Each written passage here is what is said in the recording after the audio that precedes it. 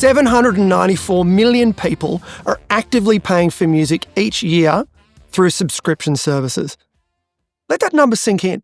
To say music's universal, it's an understatement. Dan Rosen knows a hell of a lot about music. He was at ARIA right where music was being disrupted. People were going from buying music to basically pirating music, Napster and the like. He was right there at the regulation nexus of music. Fast forward to today, he is the president of Warner Music. It's a great chat with Dan. He's also a great mate of mine. Funny story, we met at a bris. For those that don't know, that is the Jewish ceremony where a young baby becomes the start of a man. They lose something quite important, and there's a lot of pressure at that moment. That's where we met, and we've been very close mates ever since. It's such a pleasure to have this conversation with him. We started our conversation reflecting on live moments in our lives that have really stayed with us. I spoke about my very, very first concert that I was allowed to go to and how that has absolutely stuck with me and also stuck with the other people that I was with. We're still very closely knit, and that live experience kind of bound us together. And reflecting on that, like why is live so important? And I think it's pretty simple. That's where real human connection can happen. Sure, it can happen through a screen, but live in person, there's something special about that. And friends, computers can't do that. AI can't do that yet, and I think for a while. So this is something we should be leaning into. Question becomes, in the business world, well, I've got to get through a bunch of essential content. How do I make it feel live? I can't freewheel and be completely shooting from the hip every time I present. So the lesson is tight loose. You learn your material tight as possible, live rehearsals in front of real human beings, getting your notes exactly right, having the structure all planned out, and doing at least 3 of those rehearsal moments. Getting as tight as humanly possible on the content. Then the night before, you throw away the notes. You go to bed, you wake up, and you then present it loose. And yes, the content may come out different. Instead of 1, 2, 3, 4, 5, it may come out 1, 3, 2, 4, 5. Different, like that for the first time. Well, guess what, folks? That's how you make it feel live and spontaneous, because it is the first time. Also, your audience don't know the order it was meant to be in. And if you were tight enough before you went loose, all of the relevant information still comes in, just in a natural, spontaneous, and dare I say, live way. And that is how we can really connect. That's how we can bring spontaneity and personality and luck into these moments. That's what really connects with people. And again, from chatting with Dan, that's how musical artists, yeah, sure, you can buy their music, you can get the formulaic run of their music recorded, but you go to the concert to get something different. You want to hear mic chat. You want to see potential and sometimes real mistakes and blunders and how that person deals with those moments. That's the magic of live, right? You don't really know what's going to happen. And also, it's the only time it's going to happen. Geez, if we could make our presentations feel like that, we are going to go from mundane, boring, business as usual to something that is appointment worthy, something that I'm going to cancel other meetings to be in the room for because this guy or girl is live, present, and they're going to give me something fresh. All this chat about live, what are we meant to do when it's a Zoom meeting?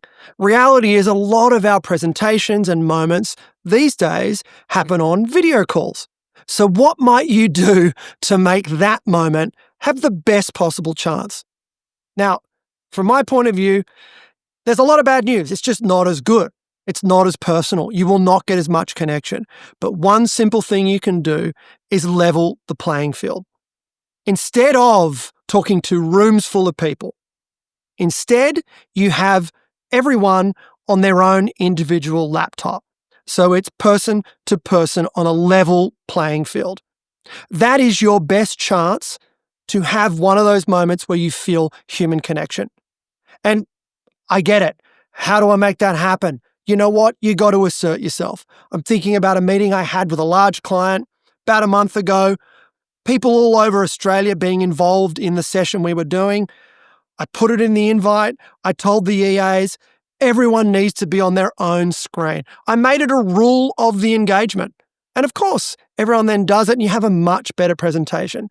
Think about it for yourself. When could you make that a rule of engagement and get everyone to act like that?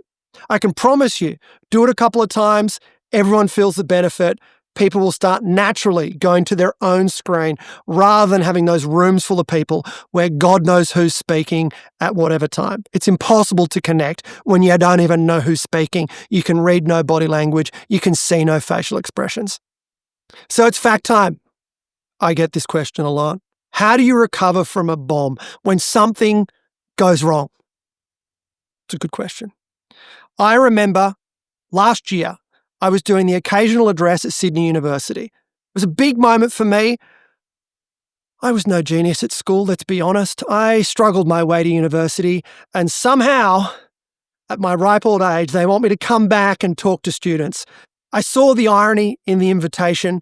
I was an unlikely person to be speaking to a graduating class at Sydney University, but I took the job seriously. So of course, I went tight loose. I learnt my material really tight. I bored my wife to death, presenting over and over to her, getting her tips and her very fluid criticism, which I love, all the way up till the day before. Then I threw away my notes and I turned up on the day and I was going to go loose. The plan was going to be perfect. Problem was, they sat me on stage with all of the other deities in the university in a robe and a weird hat.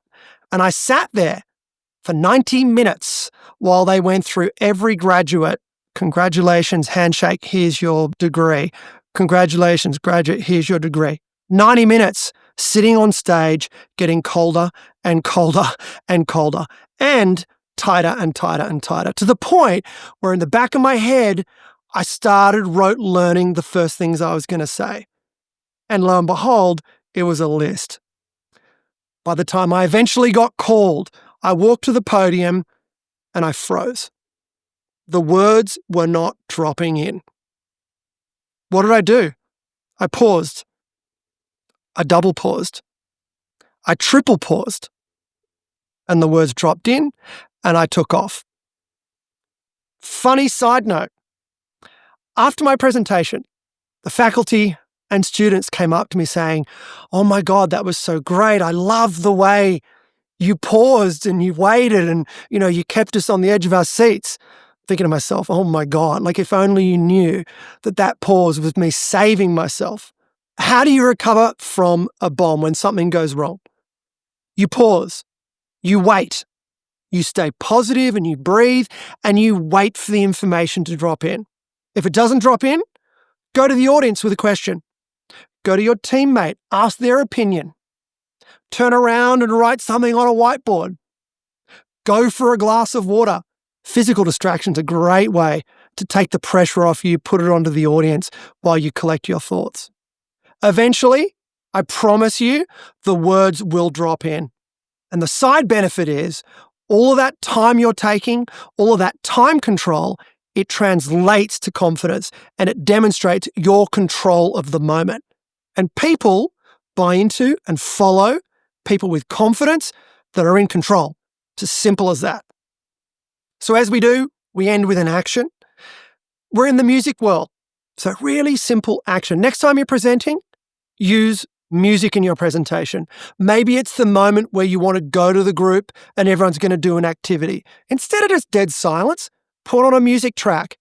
You will be amazed at the change of mood that happens just by adding that into the moment.